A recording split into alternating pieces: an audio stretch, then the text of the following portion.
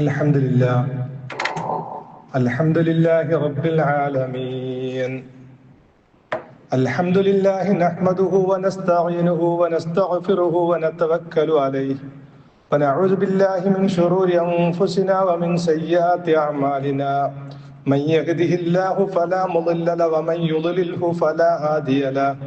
وأشهد أن لا إله إلا الله وحده لا شريك له وأشهد أن محمدا عبده ورسوله أرسله بالهدى ودين الحق ليظهره على الدين كله ولو كره المشركون. اللهم صل على محمد وعلى آل محمد كما صليت على إبراهيم وعلى آل إبراهيم إنك حميد مجيد. اللهم بارك على محمد وعلى آل محمد كما باركت على إبراهيم وعلى آل إبراهيم إنك حميد مجيد. أما بعد فإن خير الكلام كلام الله وخير السنن سنن محمد صلى الله عليه وسلم وشر الأمور محدثاتها وكل محدثة بدعة وكل بدعة ضلالة وكل ضلالة في النار. أيها الناس أوصيكم وإياي أولا بتقوى الله. رب اشرح لي صدري ويسر لي أمري واحلل عقدة من لساني يفقه قولي. إن نريد إلا الإصلاح ما استطعت وما توفيقي إلا بالله عليه توكلت وإليه أنيب. أعوذ بالله من الشيطان الرجيم. يا أيها الذين آمنوا اتقوا الله حق تقاته ولا تموتن إلا وأنتم مسلمون. بسم الله الرحمن الرحيم. قلنا اهبطوا منها جميعا فإما يأتينكم مني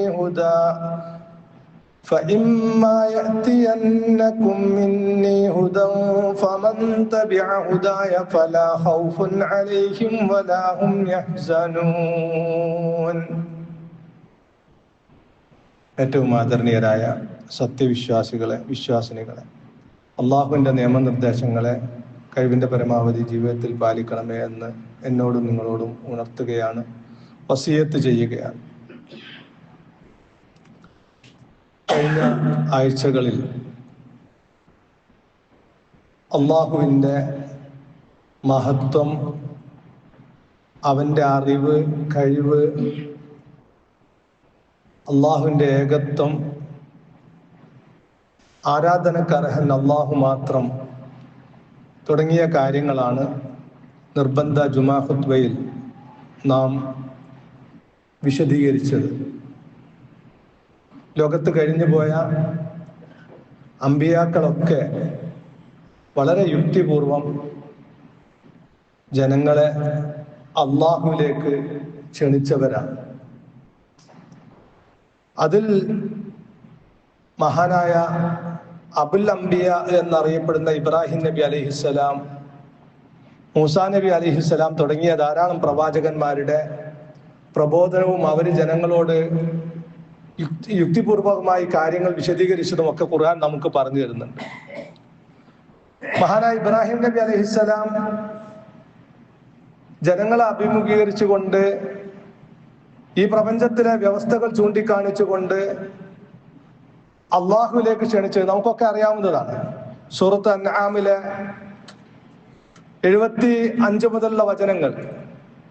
وكذلك نري إبراهيم ملكوت السماوات والأرض وليكون من الموقنين.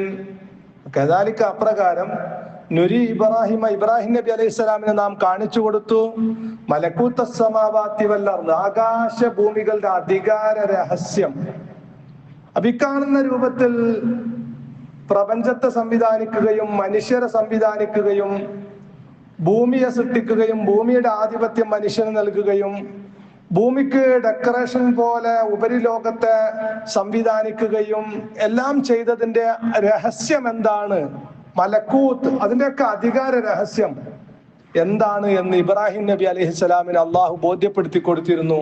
വലിയകൂന മിനൽ മൂഖിനീൻ, അദ്ദേഹം ദൃഢവിശ്വാസികളിൽ ഉൾപ്പെടാൻ വേണ്ടി, അങ്ങനെ ദൃഢവിശ്വാസിയായ ഇബ്രാഹിം നബി അലൈഹിസ്സലാം പിന്നീട് നമ്മൾ കാണാം, തുടർന്ന് അല്ലാഹ് പറയാ ഫലമ്മാ ജന്ന അലൈഹിൽ ലൈലു റആ കൗകബാ. രാത്രി ഇരുട്ട് മൂടിയപ്പോ എണ്ണിയാൽ ഒടുങ്ങാത്ത നക്ഷത്രങ്ങളെ ഉപരിലോകത്ത് കാണുകയാണ്. എന്നിട്ട് ആ നക്ഷത്രങ്ങൾ, അന്നത്തെ സമൂഹം സൂര്യനെയും ചന്ദ്രനെയും നക്ഷത്രങ്ങളെയൊക്കെയാണ് ആരാധിച്ചു കൊണ്ടിരിക്കുന്നത്. ഇന്നും നിസ്സാരമായ ജീവികളെ ആരാധിച്ചു കൊണ്ടിരിക്കുന്ന ജനകോടികൾ ലോകത്തുണ്ടല്ലോ. പ്രത്യേകിച്ച് നമ്മുടെ നാട്ടിലൊക്കെ എലിയെയും പശുവിനെയും ഒക്കെ ആരാധിക്കുന്ന ആളുകൾ. അപ്പം ഈ നക്ഷത്രങ്ങളെ ചൂണ്ടിക്കാണിച്ചുകൊണ്ട് ഹാദാ റബ്ബി, ഇതാണോ എന്റെ റബ്ബ് എന്ന നിലക്കോ അല്ലെങ്കിൽ ഇതെന്റെ റബ്ബാണ് എന്നുള്ള നിലക്കോ ഇബ്രാഹിം നബി അലൈഹി സ്വലാം ചോദിച്ചു. ഫലമ്മ അഫല, അത് നീങ്ങിപ്പോയപ്പോ ഖാല ലാ ഉഹിബ്ബുൽ ആഫിലിൻ, ഇങ്ങനെ മറഞ്ഞു പോകുന്ന ഒന്നല്ല എന്റെ പടച്ചവൻ. അള്ളാഹുവിന്റെ വ്യവസ്ഥക്ക് കീഴൊതുങ്ങിക്കൊണ്ട് ഉദയം ചെയ്യുകയും അസ്തമിച്ചു പോവുകയും നിലനിൽക്കുകയും ഇല്ലാതായി പോവുകയും ചെയ്യുന്നതല്ല റബ്ബ് എന്ന് ബോധ്യപ്പെടുത്തുകയാണ്. ഫലമ്മ റഅൽ ഖമറ, ചന്ദ്രനെ കണ്ടപ്പോ ബാസിഖൻ, അത് ഉദിച്ചുയർന്നതായിട്ട് ഖാല ഹാദാ റബ്ബി, ഇതെന്റെ റബ്ബാണ്. ഫലമ്മ അഫല, അങ്ങനെ നീങ്ങിപ്പോയപ്പോ ഖാല ലഇല്ലം യഹ്ദിനി റബ്ബി ലഅകൂനന്ന മിനൽ ഖൗമി ദ്ദാല്ലീൻ, അള്ളാഹു എനിക്ക് ഹിദായത്ത് നൽകിയില്ലായിരുന്നുവെങ്കിൽ ഞാൻ വഴി പിഴച്ചവരുടെ കൂട്ടത്തിൽ ഉൾപ്പെട്ടു പോകുമായിരുന്നു. അള്ളാഹു വളരെ സൂര്യൻ കൊണ്ട്, ചന്ദ്രനെ കൊണ്ട്, ഭൂമിയെ കൊണ്ട്, കടലിനെ കൊണ്ടൊക്കെ ഒരുപാട് ഉപകാരങ്ങൾ, അനുഗ്രഹങ്ങൾ മനുഷ്യൻ നേടുന്നുണ്ട്. മനുഷ്യന്റെ നിലനിൽപ്പ് തന്നെ സൂര്യനാണ്, ഭൂമിയാണ്, അതുപോലെ തന്നെ സമുദ്രമാണ്, ചെടികളാണ്, മരങ്ങളാണ്, പലതരത്തിലുള്ള മൃഗങ്ങളാണ്. അതിലേതെങ്കിലും ഒരു മൃഗത്തെയോ ഒരു ഗ്രഹത്തെയോ ഒന്നും ഇതാണ് എന്റെ ദൈവം, എനിക്ക് അനുഗ്രഹം നൽകുന്നു എന്നത് കൊണ്ട്, സൂര്യൻ അനുഗ്രഹം നൽകുന്നു സൃഷ്ടികൾക്ക് മുഴുവൻ, അതുകൊണ്ട് സൂര്യനാണ് ദൈവം എന്ന് പറഞ്ഞ് ആരാധിക്കുന്നില്ല. അതുപോലെ തന്നെ ചന്ദ്രൻ, നക്ഷത്രങ്ങള്, ഭൂമിയിൽ തന്നെ പശുവിനെയൊക്കെ ആരാധിക്കുന്ന ആളുകൾ ന്യായീകരണം പറയുന്നത് അത് ഒരുപാട് മനുഷ്യർക്ക് അനുഗ്രഹം ചെയ്യുന്നു എന്നതാണ്. അപ്പൊ ആ അനുഗ്രഹങ്ങൾ നൽകുന്നവനെ, ആ അനുഗ്രഹങ്ങൾ നൽകുന്നത് സൃഷ്ടിച്ചവൻ സർവശക്തനായ റബ്ബാണ്. ആ റബ്ബ് എനിക്ക് ഹിദായത്ത് നൽകിയില്ലായിരുന്നുവെങ്കിൽ ഞാൻ വഴികേടിലകപ്പെട്ടവരിൽ ഉൾപ്പെട്ടു പോകുമായിരുന്നു. അപ്പൊ ഈ പ്രപഞ്ചത്തിലെ സംവിധാനങ്ങളെ ചൂണ്ടിക്കാണിച്ചുകൊണ്ട് അത് നിലനിൽക്കുകയും ഉദിക്കുകയും അസ്തമിക്കുകയും ഒക്കെ ചെയ്യുന്ന, ഇങ്ങനെ അള്ളാഹുവിന്റെ വിധിവിലക്കലൊക്കെ കീഴൊതുങ്ങിക്കൊണ്ട് നിലനിൽക്കുകയും ഉദിക്കുകയും അസ്തമിച്ചു പോവുകയും ഇല്ലാതായി പോവുകയും ചെയ്യുന്ന ഒന്നുമല്ല എന്റെ സൃഷ്ടാവ് എന്ന് ജനങ്ങൾക്ക് ബോധ്യപ്പെടുത്തി കൊടുക്കുക. അതുപോലെ തന്നെ മൂസാ നബി അലൈഹിസ്സലാമിനോടും ഹാറൂൻ നബി അലൈഹിസ്സലാമിനോടും ജനങ്ങൾ ചോദിക്കുന്നുണ്ട്, ഫമൻ റബ്ബുക്കുമായ മൂസ, നിങ്ങൾ രണ്ടുപേരുടെയും റബ്ബ് ആരാണ്? അപ്പൊ മൂസാ നബി അലൈഹിസ്സലാം കൊടുക്കുന്ന ഒരു മറുപടി വിശുദ്ധ ഖുർആൻ പറയുന്നുണ്ട്, നമ്മൾ ഒരുപാട് ചിന്തിക്കേണ്ടുന്നതാണത്. റബ്ബുനല്ലദീ അഅ്താ കുല്ല ശൈഇൻ ഖൽഖഹു സുമ്മ ഹദാ. റബ്ബുനല്ലദീ അഅ്താ കുല്ല ശൈഇൻ ഖൽഖഹു, എല്ലാത്തിനും അതിൻ്റെതായ സൃഷ്ടിപ്പ് നൽകുകയും സുമ്മ ഹദാ, അതിനൊക്കത്തിനും അതിൻ്റെതായ നിലനിൽക്കാനുള്ള മാർഗം കാണിച്ചു കൊടുക്കുകയും ചെയ്തവനാണ് റബ്ബ്. ആ ഒരൊറ്റ വാചകമേ ഉള്ളൂ. ജീവിതകാലം മുഴുവൻ നമ്മൾ ഇരുന്ന് വിശദീകരിച്ചാൽ തീരൂല ആ വാചകം. നോക്ക് നിങ്ങള്, ഈ ഭൂമിയിൽ കാണുന്ന ചെടികള്, മരങ്ങള്, കോടാനുകോടി സൃഷ്ടികള്, അതിന്റെ ഒക്കെ നിലനിൽക്കാനുള്ള സംവിധാനം, പ്രത്യുൽപാദന സംവിധാനം എത്ര അത്ഭുതകരമാണ് അതൊക്കെ. മനുഷ്യൻ ചിന്തിച്ചാൽ അള്ളാഹുവിന്റെ റസൂൽ ഒരൊറ്റ വാചകത്തിലൂടെ പറഞ്ഞു കൊടുക്കുക, റബ്ബുനല്ലദീ അഅ്താ കുല്ല ശൈഇൻ ഖൽഖഹു, സകല വസ്തുക്കൾക്കും സൃഷ്ടിപ്പ് നൽകുകയും സുമ്മ ഹദാ, ഓരോന്നിനും നിലനിൽക്കാൻ ആവശ്യമായ മാർഗം കാണിച്ചു കൊടുക്കുകയും ചെയ്തു. അപ്പൊ ഓരോ ജീവിയിലുമുള്ള ഓരോ ജീവി വർഗത്തെയും നിലനിൽക്കാൻ ആവശ്യമായ പ്രത്യുൽപാദന സംവിധാനം, അതിന്റെ വളർച്ച, നിലനിൽപ്പ്, അതിന്റെ ഭക്ഷണം. നോക്കൂ, കോടാനുകോടി മത്സ്യങ്ങളുണ്ട് സമുദ്രത്തില്. മനുഷ്യരെക്കാളും ഭൂമിയിലെ ജീവികളെക്കാളും എത്രയോ ഇരട്ടി വലിപ്പമുള്ള കോടാനുകോടി മത്സ്യങ്ങൾ. ആരാ തീറ്റിപ്പോറ്റുന്നത് അവയൊക്കെ? മനുഷ്യന്മാരാരും കാണോ? മനുഷ്യരിങ്ങനെ കോടിക്കണക്കിന് ഓരോ ദിവസവും കോരിക്കൊണ്ടുവരാ, തീർന്നു പോകുന്നില്ല. ആരാണ് തീറ്റിപ്പോറ്റുന്നത്? അതാ റബ്ബുനല്ലദീ അഅ്താ കുല്ല ശൈഇൻ ഖൽഖഹു സുമ്മ ഹദാ. കോടാനുകോടി സൃഷ്ടികളെ സൃഷ്ടിക്കുകയും അതിനൊക്കെ നിലനിർത്തുകയും ചെയ്യുന്നവൻ അള്ളാഹുവാണ്. നമ്മളാരും ഭക്ഷണം കൊടുത്തു പോറ്റുന്നതല്ലല്ലോ ഈ കോടാനുകോടി മത്സ്യങ്ങളെയും ജീവികളെയും ഒന്നും. അത് മനുഷ്യന്മാർക്ക് ചിന്തിക്കാൻ മാത്രമുണ്ട്, അള്ളാഹിനെ ഉൾക്കൊള്ളാൻ മാത്രമുണ്ട്. ഓരോ ജീവിയുടെയും വംശവർദ്ധനവും വംശത്തിന്റെ നിലനിൽപ്പും അവയുടെ നിലനിൽപ്പും ഒക്കെ അങ്ങനെ ഒരൊറ്റ വാചകത്ത് പറഞ്ഞു കൊടുക്കാൻ. ഇങ്ങനെ ഏകനായ റബ്ബിനെ കുറിച്ച് വളരെ കൃത്യമായി വിശദീകരിച്ചു കൊടുത്തവരാണ് ലോകത്ത് കഴിഞ്ഞു പോയ പ്രവാചകന്മാർ. ഇന്നിപ്പോ ആ പ്രവാചകന്മാരുടെ അനുയായികളാണ് എന്ന് പറയുന്ന ആളുകൾക്ക് ആ പ്രവാചകന്മാരുടെ പേരുകൾ നാവ് കൊണ്ട് ഉച്ചരിക്കാൻ പോലും യോഗ്യതയും അർഹതയും ഇല്ലാത്ത രൂപത്തിൽ സമൂഹം മാറിയിട്ടുണ്ട്. ഞങ്ങൾ ഇബ്രാഹിം നബി അലൈഹി സ്വലാമിന്റെ ആളുകളാണ്, മൂസാ നബി അലൈഹി സ്വലാമിന്റെ ആളുകളാണ്, മുഹമ്മദ് നബി തിരുമേനിയുടെ അനുയായികളാണ് എന്ന് പറയാനുള്ള യോഗ്യതയോ ആ പ്രവാചകന്മാരുടെ പേരുച്ചരിക്കാനുള്ള യോഗ്യതയോ പോലും ഇന്നത്തെ സമൂഹത്തിനില്ല എന്നതാണ് യാഥാർത്ഥ്യം.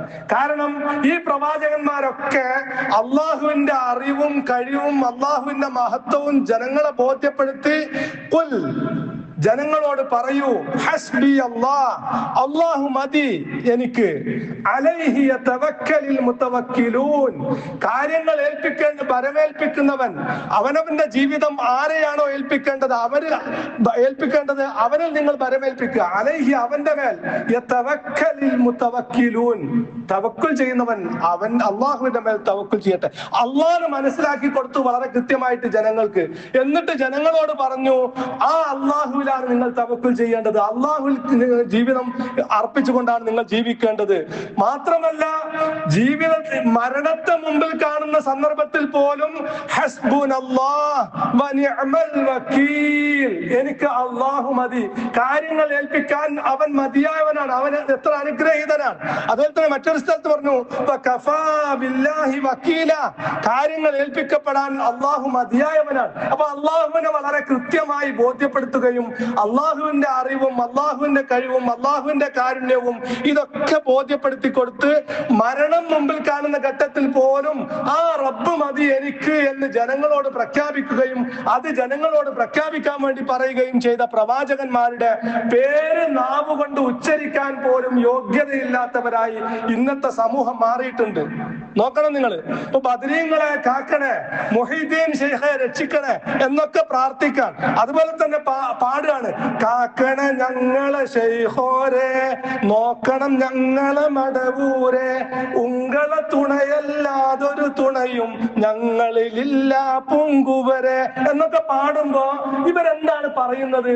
എന്താണ് ഇവർ ഇങ്ങനെ അള്ളാഹു അല്ലാത്തവരോട് തേടുമ്പോ, അള്ളാഹു അല്ലാത്തവരോട് പ്രാർത്ഥിക്കുമ്പോ ഇവരെന്ത് ന്യായീകരണ പറയുന്നത്? ഇവർ പറയുന്നത് ഈ വിളിച്ചു തേടുന്ന മഹാന്മാരൊന്നും റബ്ബാണെന്നോ ഇലാഹാണെന്നോ അതുപോലെ തന്നെ അവർ സ്വയം കഴിവുള്ളവരാണോ ഒന്നും ഞങ്ങൾക്ക് വിശ്വാസമല്ല. അവരൊക്കെ അള്ളാഹുവിന്റെ അടുത്ത ആളുകളാണ്. അതുകൊണ്ട് തന്നെ ഞങ്ങൾ അവരോട് ഇലാഹാണ് എന്നുള്ള നിലക്ക് തേടുന്നില്ല. ഞങ്ങൾ ഭൗതിക ലോകത്ത് മനുഷ്യരായ ആളുകൾ പരസ്പരം സഹായം ചോദിച്ചിട്ടുണ്ട്. അവർ മരണപ്പെട്ടു പോയവർ ഞങ്ങളുടെ കൺമുമ്പിൽ നിന്ന് അങ്ങ് മറഞ്ഞു എന്ന് മാത്രമേ ഉള്ളൂ. അതുകൊണ്ട് തന്നെ ജീവിച്ചിരിക്കുന്ന ആളുകളോട് സഹായം തേടുന്നത് പോലെ തന്നെ അവർ മരണപ്പെട്ടതോ എന്നതുകൊണ്ട് അവരില്ലാതെയായിട്ടില്ല. അത് നമുക്കും വാദല്ല ഇല്ലാതെയായിന്ന്. പക്ഷേ ജീവിച്ചിരിക്കുന്ന ആളുകളോട് നിങ്ങൾ പരസ്പരം തേടുന്നില്ലേ, അതുപോലെ ഞങ്ങളുടെ കൺമുമ്പിൽ നിന്ന് അവരങ്ങോട്ട് മറഞ്ഞിട്ടുണ്ട് എന്ന് മാത്രമേ ഉള്ളൂ. അവരൊക്കെ അള്ളാഹുവിന്റെ അടുക്കൽ ആദരണീയരാണ്. അവർ ജീവിച്ചിരിക്കുന്നവരോട് നിങ്ങൾ തേടുന്നത് പോലെ തന്നെയാണ് ഈ മഹാന്മാരോട് ഞങ്ങളും പറയുന്നത്. നല്ല ന്യായീകരണം, നല്ല ന്യായീകരണം, യുക്തിപരമായ ന്യായീകരണം. പക്ഷെ അത് ആര് പഠിപ്പിക്കണം? അള്ളാഹുവിന്റെ പ്രവാചകൻ. ഒന്ന് ഖുർആൻ പഠിപ്പിക്കണം. നിങ്ങൾക്ക് എന്നിലേക്ക് അടുക്കാനുള്ള മാർഗമായി ഞാൻ മഹാന്മാരെ നിശ്ചയിച്ചിരിക്കുന്നു, അതുകൊണ്ട് നിങ്ങളുടെ ആവശ്യങ്ങളും വേവലാതികളും അവരോട് പറഞ്ഞുകൊള്ളുക എന്ന് ഒന്ന് ഖുർആൻ പറയണം. ഖുർആനിൽ എവിടെയും അങ്ങനെ പറഞ്ഞിട്ടില്ല. രണ്ട് ലോകത്ത് കഴിഞ്ഞു പോയ അമ്പിയാക്കന്മാര് നോക്കൂ നിങ്ങൾ. റസൂൽ തിരുമേനി സല്ലല്ലാഹു അലൈഹി വസല്ലം മക്ക വിജയ ദിവസം കഅബാലയത്തിന്റെ അകത്തേക്ക് കയറി ചെല്ലുമ്പോ ഇബ്രാഹിം നബി അലൈഹിസ്സലാമിന്റെയും ഇസ്മായിൽ നബി അലൈഹിസ്സലാമിന്റെയും വിഗ്രഹങ്ങൾ അടക്കം 360ഓളം വിഗ്രഹങ്ങൾ കഅബാലയത്തിനുള്ളിലുണ്ട്. ആ ഇബ്രാഹിം നബി അലൈഹി സ്വലാമിന്റെയും ഇസ്മായിൽ നബി അലൈഹി സ്വലാമിന്റെയും വിഗ്രഹങ്ങള് അടിച്ചുടച്ച് പുറത്തേക്ക് ഇട്ടിട്ട് ഈ റസൂൽ തിരുമേനി സല്ലല്ലാഹു അലൈഹി വസല്ലമ ഈ വിഗ്രഹം വെച്ച് അവര് തേടുന്നതാണ് തെറ്റ്, അവരൊക്കെ മരണപ്പെട്ടു പോയിട്ടുണ്ട് എന്ന് മാത്രമേ ഉള്ളൂ, അതുകൊണ്ട് ജീവിച്ചിരിക്കുന്ന ആളുകളോട് നിങ്ങൾ ചോദിക്കുന്നത് പോലെ ഇബ്രാഹിമെ എന്ന് വിളിക്കാം നിങ്ങൾക്ക്, ഇസ്മായിലെ എന്ന് വിളിക്കാം നിങ്ങൾക്ക് എന്ന് സമൂഹത്തെ പഠിപ്പിച്ചിരുന്നുവെങ്കിൽ യാ ഇബ്രാഹിം, യാ ഇസ്മായിൽ, യാ ഈസ, യാ മൂസ എന്ന് വിളിക്കുന്ന അഭിപ്രായ വ്യത്യാസമില്ലാത്തൊരു സമൂഹം. ഇപ്പൊ 5 നേരത്തെ നിസ്കാരത്തെ കുറിച്ച് കാര്യമായ ഒരു അഭിപ്രായം ഇസ്ലാമിക ലോകത്ത് മുസ്ലിമീങ്ങൾക്കില്ല. ചേകന്നൂർ വന്നപ്പോ കേരളത്തിൽ ചില ആളുകൾക്ക് അഭിപ്രായ വ്യത്യാസം ഉള്ളത് ശരിയാ, പക്ഷെ ലോകത്ത് മുസ്ലിം ലോകത്ത് എന്തില്ല, 5 വക്ത നിസ്കാരത്തെ കുറിച്ച് അഭിപ്രായ വ്യത്യാസമില്ല. ഇതുപോലെ അഭിപ്രായ വ്യത്യാസമില്ലാതെ യാ ഇബ്രാഹിം, യാ മൂസ, യാ ഈസ, കാക്കണേ രക്ഷിക്കണേ എന്ന് വിളിക്കുന്ന ഒരു സമൂഹമായിട്ട് ഈ സമൂഹം മാറുമായിരുന്നു. പക്ഷെ അങ്ങനെ ഉണ്ടോ? ഇല്ല. 4 നൂറ്റാണ്ട് കഴിഞ്ഞ് ഇപ്പുറം വന്നിട്ട് ബദരീങ്ങളെ കൂടി വന്ന മുസ്ലിം സമുദായം കേരളത്തിലെ സംസ്ഥക്കാര് ബദരീങ്ങളെ കാക്കണേ, മൊയ്തീൻ ശേഖരെ രക്ഷിക്കണേ, മമ്പർന്നങ്ങളെ കാക്കണേ, CM മടവൂരെ കുട്ടിയെ തരണേ അങ്ങനെ പറയുന്നുള്ളൂ. ഇബ്രാഹിം എന്ന് വിളിക്കുന്നത് നിങ്ങൾ കേട്ടിട്ടുണ്ടോ? എന്താ അബുൽ അംബിയ അല്ല ഇബ്രാഹിം നബി അലൈഹി സ്വലാം? മൂസ എന്ന് വിളിക്കുന്നത് കേട്ടിട്ടുണ്ടോ? ഈസ എന്ന് വിളിക്കുന്നത് കേട്ടിട്ടുണ്ടോ? എന്താ അവിടേക്ക് വിളി പോവാതിരുന്നത്? നൂറ്റാണ്ടുകൾക്ക് ശേഷം വന്നതാണ് അത്, അതുകൊണ്ടാണ് അങ്ങോട്ട് പോവാതിരുന്നത്. അപ്പം 1 വിശുദ്ധ ഖുർആൻ പഠിപ്പിച്ചിട്ടില്ല, 2 പ്രവാചകന്മാർ ആരും അങ്ങനെ മുൻകഴിഞ്ഞു പോയ ഒരു പ്രവാചകനെ ഇലാഹാണെന്ന വിശ്വാസമില്ലാതെ നിങ്ങൾക്ക് വിളിക്കാം. അവർ ഭൗതിക ലോകത്ത് നിങ്ങളെ പല നിലക്ക് സഹായിച്ചവരാണ്, അതുകൊണ്ട് മരണശേഷം നിങ്ങൾക്ക് ഇലാഹാണെന്ന വിശ്വാസമില്ലാതെ വിളിക്കാം എന്ന് പഠിപ്പിച്ചിട്ടില്ല. അതുപോലെ തന്നെ നിമിത്തമാണ് നിങ്ങൾക്ക് നിങ്ങളുടെ ആവശ്യങ്ങളും ആഗ്രഹങ്ങളും ചോദിക്കാനുള്ള ഒരു നിമിത്തമാണ് എന്നും പഠിപ്പിച്ചിട്ടില്ല. അതുപോലെ പിന്നെ പറയുന്ന ഒരു ന്യായീകരണം, അവരൊക്കെ അള്ളാഹുലേക്ക് കൂടുതൽ അടുത്തവരാണ്. ആ അടുത്ത ആളുകളോട് ഒരുപാട് പാപങ്ങൾ ചെയ്തു പോയ നമ്മളൊക്കെ അള്ളാഹുവിൽ നിന്ന് മാനസികമായി ഒരുപാട് അകന്നു പോയവരാണ്, അതുകൊണ്ട് നമ്മൾക്ക് ഈ മഹാന്മാരിലൂടെ അള്ളാഹുവിലേക്ക് അടുക്കാം. ഇതാണ് മറ്റൊരു ന്യായീകരണം പറയുന്നത്. ഈ ന്യായീകരണവും ആര് പഠിപ്പിച്ചു തരണം? നമ്മളൊരു ന്യായീകരണം പറഞ്ഞ് ജനങ്ങളെ മുമ്പിൽ പിടിച്ചു നിൽക്കാം, ജനങ്ങളെ പിടിച്ചു നിർത്താം എന്നതിലപ്പുറം ആ ന്യായീകരണവുമായി നാളെ പരലോകത്ത് റബ്ബിന്റെ കോടതിയിൽ വരുമ്പോ റബ്ബിന്റെ മുമ്പിൽ പറഞ്ഞ് പിടിച്ചു നിൽക്കാൻ കഴിയുമോ എന്ന് ആലോചിച്ചു നോക്കേണ്ടത്.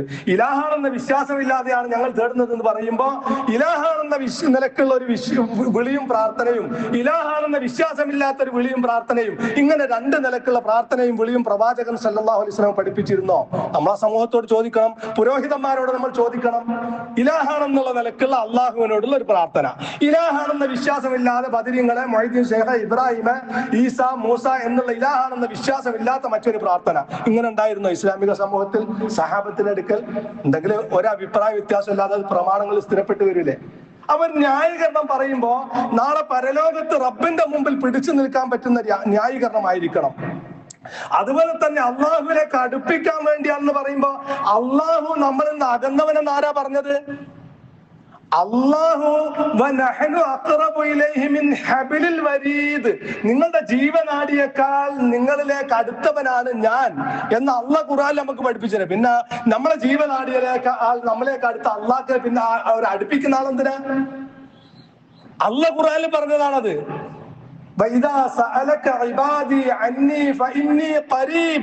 എന്റെ ദാസന്മാർ നബിയെ താങ്കളോട് എന്നെ കുറിച്ച് ചോദിക്കുന്നു, പറഞ്ഞു കൊടുക്കൂ പ്രവാചകരെ, ഞാൻ അവരിലേക്ക് വളരെ അടുത്തവനാണ്.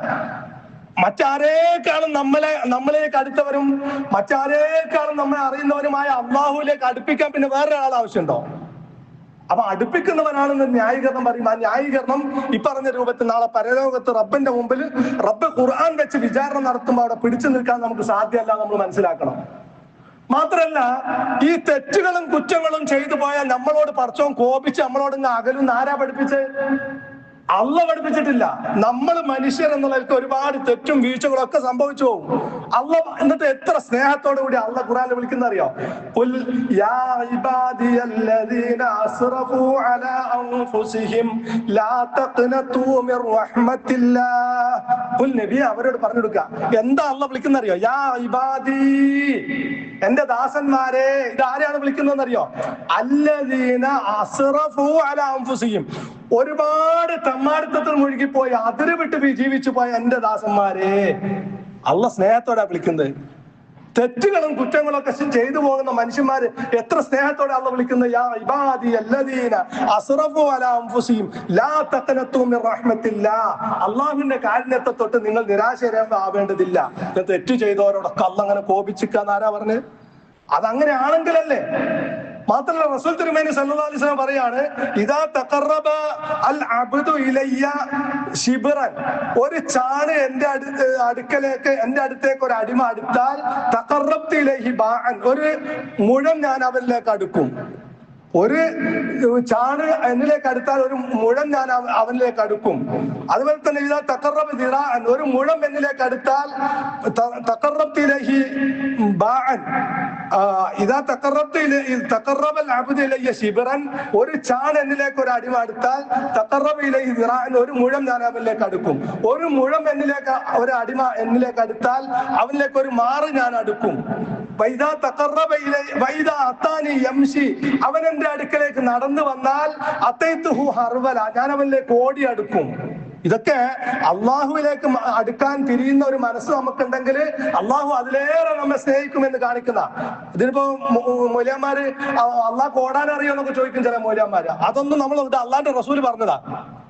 അത് അങ്ങനെ പരിഹസിക്കലുണ്ടല്ലോ പല കാര്യങ്ങളിലും. അപ്പൊ ഏതായിരുന്നാലും അള്ളാഹു നമ്മൾ അങ്ങോട്ട് അടുക്കുന്നതിനേക്കാൾ ഇങ്ങോട്ട് അടുക്കാൻ അള്ളാഹു തയ്യാറാണ്. ഒരിക്കലും കോപിച്ചു നിൽക്കുന്നവനല്ല തെറ്റ് ചെയ്തവരോട്. അപ്പൊ ആ ഒരു ന്യായീകരണത്തിലും ഖുർആനിന്റെ മുമ്പിൽ ഹദീസുകളുടെ മുമ്പിൽ പിടിച്ചു നിൽക്കാൻ കഴിയില്ല. മാത്രമല്ല നാളെ പരലോകത്തും അള്ളാഹുവിന്റെ വിചാരണക്ക് മുമ്പിൽ പിടിച്ചു നിൽക്കാൻ കഴിയില്ല.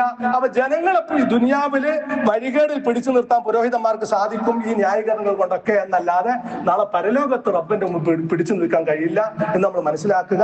അള്ളാഹു ദീനിനെ യഥാവിധി മനസ്സിലാക്കി അള്ളാഹുവിന് കീഴൊതുങ്ങി ജീവിക്കുന്ന അവന്റെ ഇഷ്ടദാസന്മാരിൽ എന്നെ നിങ്ങളെയും ഉൾപ്പെടുത്തുമാറാവട്ടെ.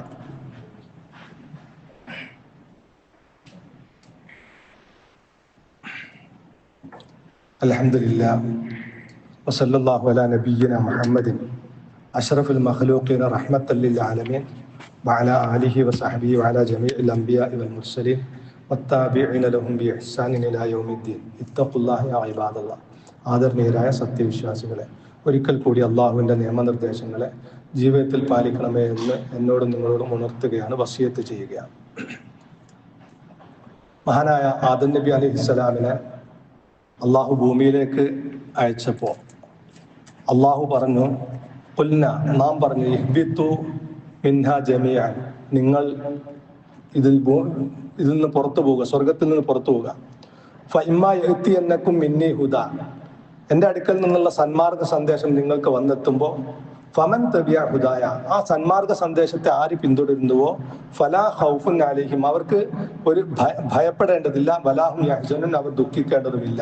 അപ്പൊ അള്ളാഹുവിൽ തവക്കുൽ ചെയ്തുകൊണ്ട് അള്ളാഹുവിനെ കുറിച്ചുള്ള കൃത്യമായ ഒരു ബോധത്തോടു കൂടി ജീവിക്കുന്ന ആളുകൾ ജീവിതത്തിൽ എന്തെന്ത് പരീക്ഷണങ്ങളും പ്രയാസങ്ങളും ഉണ്ടാകുമ്പോൾ അതിനൊക്കെ നേരിടാനുള്ള കരുത്തും തൻ്റെ ഇടവും മനക്കരുത്തുള്ളവരായി അങ്ങനെ ഈ വഴിതെറ്റി പോവാതെ സ്വയം നാശത്തിലകപ്പെടാതെ ജീവിക്കുന്നവരായി നമുക്ക് കാണാൻ സാധിക്കും. അത് അള്ളാഹുവിന്റെ ഖുർആൻ, അള്ളാഹുവിന്റെ സന്ദേശം മുറുകെ പിടിക്കുന്നത് കൊണ്ടുള്ള ഗുണമാണ്. അപ്പൊ അള്ളാഹു വിശുദ്ധ ഖുർആൻ, അന്ത്യപ്രവാചകൻ മുഹമ്മദ് നബി തിരുമേനി സല്ലല്ലാഹു അലൈഹി വസല്ലമക്ക് വിശുദ്ധ ഖുർആൻ എത്തിച്ചു കൊടുത്തിട്ട് അള്ളാഹു നമ്മോട് പറയുന്നത് വഅ്തസിമൂ ബിഹബിലില്ലാഹ്, നിങ്ങൾ അള്ളാഹുവിന്റെ പാശത്തെ മുറുകെ പിടിക്കണം എന്നാണ്.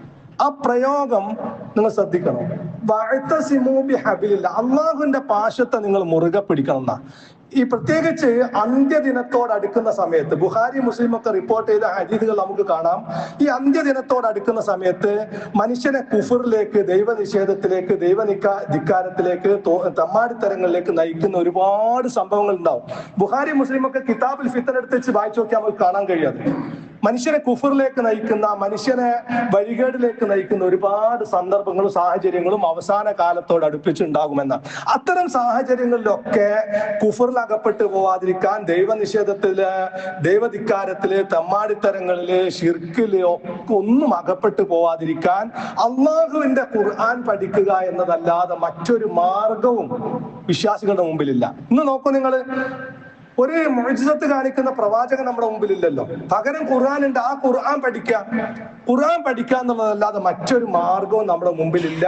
ഇന്നത്തെ സമൂഹം വഴികേടിലകപ്പെടുമ്പോ, ശിർക്കിലകപ്പെടുമ്പോ, അതുപോലെ തന്നെ ദജ്ജാലിന്റെ ഫിത്നയിലൊക്കെ അകപ്പെടാതിരിക്കാൻ ഖുർആൻ പഠിക്കുക എന്നുള്ള ഒരൊറ്റ മാർഗം മാത്രമേ നമ്മുടെ മുമ്പിലുള്ളൂ. അതുകൊണ്ട് ഖുർആൻ പഠിക്കാൻ കിട്ടുന്ന അവസരങ്ങൾ നമ്മൾ ഉണ്ടാക്കണം. ഖുർആൻ പഠിക്കാൻ കിട്ടുന്ന എല്ലാ അവസരങ്ങളും നമ്മൾ ഉപയോഗപ്പെടുത്തുകയും വേണം. ഇപ്പൊ ഞാനൊക്കെ ജീവിക്കുന്ന മഹല്ലില് ഞാൻ വലിയ അറിവുള്ള ആളായിട്ടല്ല, ഞാൻ ഉള്ള അറിവ് വലിയൊരു അറിവുള്ള ആളൊന്നല്ല, എന്നാൽ ഉള്ള അറിവ് ഒരു പൈസയും നിങ്ങൾ തരേണ്ടതില്ല. നിങ്ങൾക്ക് ഒരാഴ്ചയിൽ 1 മണിക്കൂർ ഒരു സുബഹിക്ക് ശേഷമോ, ഇപ്പൊ ഞായറാഴ്ച ഒക്കെ സുബഹിക്ക് ശേഷം എല്ലാവരും വീട്ടിലുണ്ടാവും. ഒരു 7 മണി മുതൽ 8 മണി വരെയുള്ള സമയം. അതൊന്നും ഞായറാഴ്ച ഒക്കെ ആണെങ്കിൽ, രാത്രിയാണെങ്കിൽ, ഇശാക്കേശാണെങ്കിലും അപ്പുറത്തെ രൂപത്തിൽ 8 മണി മുതൽ 9 മണി വരെയൊക്കെ എല്ലാവരും വീട്ടിലുണ്ടാവുന്ന സമയം മിക്കവാറും ആളുകൾ. അത്തരം സന്ദർഭങ്ങൾ ഒരു പൈസയും തരണ്ട, എന്താ ഒരു ക്ലാസ്സിന് വെച്ചാൽ ഉള്ള അറിവ് പറഞ്ഞുതരാം. കൂടുതലൊന്നും അറിയില്ല, നമുക്ക് പരസ്പരം ചർച്ച ചെയ്യാം. ഇസ്ലാമിനെ കുറിച്ചുള്ള വിമർശനങ്ങളെ കുറിച്ചോ ഖുർആനെ കുറിച്ചുള്ള വിമർശനങ്ങളെ കുറിച്ചോ ഒക്കെ പരസ്പരം ചർച്ച ചെയ്യാം. പക്ഷെ ആൾക്കാർക്ക് ആർക്കും ഇതിന് ഒഴിവില്ല. ഇതാണ് നമ്മളൊക്കെ. അള്ളാഹു നാളെ പരലോകത്ത്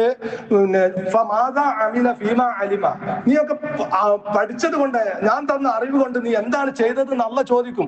ആ ചോദ്യത്തിൽ നിന്ന് രക്ഷപ്പെടാൻ വേണ്ടിയാണ് നമ്മൾ സ്വന്തം മഹലിലൊക്കെ കഴിഞ്ഞ റമദാനിൽ ഇപ്പോൾ ഞാൻ പറഞ്ഞു, നിങ്ങൾ ഒരാഴ്ചയിൽ ഒരു ദിവസം 1 മണിക്കൂറെങ്കിലും അവസരം ഉണ്ടാക്കിയാൽ ഞാൻ എടുത്ത് ഒരു പൈസയും തരേണ്ടതില്ല, ഒരു പൈസയും ചോദിച്ചിട്ടില്ല, ഒരു പണവും തരേണ്ടില്ല. അപ്പൊ എനിക്ക് ഈ മഹലിലുള്ള ആൾക്കാരോട് പറയാനുള്ളതാ, ഒരു പണവും നിങ്ങൾ തരേണ്ടതില്ല, ഒരു പ്രതിഫലവും നിങ്ങൾ തരേണ്ടതില്ല. ഒരാഴ്ചയിൽ 1 മണിക്കൂർ ഒരു ഞായറാഴ്ച സുബഹിക്ക് ശേഷമോ അല്ലെങ്കിൽ ഇശാക്ക് ശേഷമോ നിങ്ങൾ ഒരുമിച്ച് കൂടാൻ തയ്യാറുണ്ടെങ്കിൽ അള്ളാഹുവിന്റെ ഖുർആനിലെ വാചകങ്ങളിലും അതിന്റെ അക്ഷരങ്ങളും വരെ അത്ഭുതകരമാണ്. അത് നിങ്ങളെ ബോധ്യപ്പെടുത്താൻ എനിക്ക് കഴിയുമെന്ന ഒരു വിശ്വാസം എനിക്കുണ്ട്. വലിയ അറിവുള്ള ആളോ അല്ലെ ഖുർആൻ മുഴുവൻ പഠിച്ച ആളൊന്നല്ല, ഉള്ള അറിവ് വെച്ച് ബോധ്യപ്പെടുത്താൻ കഴിയുമെന്നുള്ള വിശ്വാസമുണ്ട്. അതുകൊണ്ട് അതിനുള്ള അവസരം നിങ്ങൾ ഉണ്ടാക്കണമെന്ന് പ്രത്യേകം ഓർമ്മപ്പെടുത്തുകയാണ്. അതുപോലെ തന്നെ നമ്മളെ സംഘടനാ തലത്തിൽ വെളിച്ചം ഖുർആൻ പഠന പദ്ധതി എന്ന് പറഞ്ഞ സംഭവം നമുക്കൊക്കെ അറിയാവുന്നതാണ്. അത് നമ്മുടെ നാട്ടിലൊക്കെ നടക്കുന്നുണ്ട്. അതിൽ നിങ്ങളൊക്കെ പങ്കെടുക്കുന്നവരായിരിക്കും പലരും. അതിന്റെ സംസ്ഥാന തല സംഗമം മെയ് 18 കാഞ്ഞങ്ങാട് വെച്ച് നടക്കുന്നുണ്ട്. മെയ് 18-ാം തീയതി. അതിലും കഴിയുന്ന ആളുകളൊക്കെ പങ്കെടുക്കാൻ ശ്രമിക്കുക. അപ്പൊ അവസാനമായി ഒന്നുകൂടി ആവർത്തിക്കുകയാണ്, ഖുർആൻ പഠിക്കാൻ അവസരങ്ങൾ ഉണ്ടാക്കുക, കിട്ടുന്ന അവസരങ്ങളൊക്കെ ഉപയോഗപ്പെടുത്തുക, നമുക്കുള്ള സംശയങ്ങളൊക്കെ ചോദിച്ച് തീർത്ത് അങ്ങനെ ഒരു ശരിയായ വിശ്വാസത്തോടു കൂടി അള്ളാഹുൽ വിശ്വാസം അർപ്പിച്ചുകൊണ്ട് തവക്കുലോടുകൂടി മുന്നോട്ട് പോകുന്ന ഒരവസ്ഥ നമ്മളൊക്കെ ജീവിതത്തിൽ ഉണ്ടാവണം. അള്ളാഹു യഥാർത്ഥ മുസ്ലിമായി ജീവിച്ച് ഈമാനോടുകൂടി മരിക്കാൻ എനിക്കും നിങ്ങൾക്ക് തൗഫീഖ് നൽകുമാറാവട്ടെ. കാരുണ്യവാനായ റബ്ബേ, ശരിയായ ദൃഢമായ യഖീനായ ഈമാൻ ലഭിക്കാൻ ആവശ്യമായ അറിവും ജീവിതാനുഭവങ്ങളും ഞങ്ങൾക്ക് ഓരോരുത്തർക്കും നീ പ്രദാനം ചെയ്യുന്ന റഹ്മാനെ, അള്ളാഹു മരിക്കുന്ന സമയത്ത് ലാ ഇലാഹ ഇല്ലല്ലാഹ് എന്ന കലിമത്ത് തൗഹീദ് അംഗീകരിച്ച് മരിക്കുന്ന വിശ്വാസികളിൽ വിജയികളിൽ ഞങ്ങൾ ഓരോരുത്തരും ഉൾപ്പെടുത്തുന്ന റഹ്മാനെ, കാരുണ്യവാനായ റബ്ബേ, ഞങ്ങളിൽ അറിഞ്ഞും അറിയാതെയും സംഭവിച്ചു പോയ എല്ലാ തെറ്റുകുറ്റങ്ങളും നിന്റെ വിശാലമായ കാരുണ്യം കൊണ്ട് ഞങ്ങൾക്ക് നീ വിട്ടുപുറത്ത് മാപ്പാക്കി തന്ന റഹ്മാനെ, എല്ലാ പാപങ്ങളും പൊറുക്കപ്പെട്ടിരിക്കുന്നു എന്നുള്ള നിലക്ക് മലക്കുകളാൽ ആശീർവദിക്കപ്പെടുന്ന സൗഭാഗ്യവാന്മാരുടെ കൂട്ടത്തിൽ ഞങ്ങൾ നീ ഉൾപ്പെടുത്തുന്ന റഹ്മാനെ, അള്ളാഹുവെ, ഞങ്ങളിൽ ജീവിച്ചിരിക്കുന്ന എല്ലാവരെയും നീ യഥാർത്ഥ മുസ്ലിമായി ജീവിപ്പിക്കണം റഹ്മാനെ.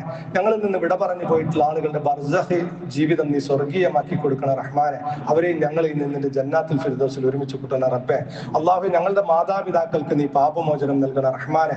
മാതാപിതാക്കൾ, ഇണകൾ, സന്താനങ്ങൾ, കുടുംബാംഗങ്ങൾ എല്ലാവരെയും നീ യഥാർത്ഥ മുസ്ലിമായി ജീവിപ്പിക്കുകയും ഈമാനോടുകൂടി മരിപ്പിക്കുകയും നിന്റെ ജന്നാത്തുൽ ഫിർദൗസിൽ ഞങ്ങൾ ഏവരെയും നീ ഒരുമിച്ച് കൂട്ടുകയും ചെയ്യുന്ന റഹ്മാനെ. اللهم اغفر للمؤمنين والمؤمنات والمسلمين والمسلمات والأحياء منهم والأموات إنك مجيب الدعوات ويا قاضي الحاجات. اللهم أجرنا من النار، اللهم أجرنا من النار، اللهم أجرنا من النار. ربنا اصرف عنا عذاب جهنم إن عذابها كان غراما إنها ساءت مستقرا ومقاما. ربنا هب لنا من أزواجنا وذرياتنا قرة أعين واجعلنا للمتقين إماما. ربنا اغفر لنا ولإخواننا الذين سبقونا بالإيمان ولا تجعل في قلوبنا غلا للذين آمنوا ربنا إنك رؤوف رحيم. ربنا آتنا في الدنيا حسنة وفي الآخرة حسنة وقنا عذاب النار. ربنا تقبل منا إنك أنت السميع العليم وتب علينا إنك أنت التواب الرحيم واغفر لنا يا غافر المذنبين. آمين برحمتك يا أرحم الراحمين. وصلى الله على نبينا محمد وعلى آله وصحبه وسلم.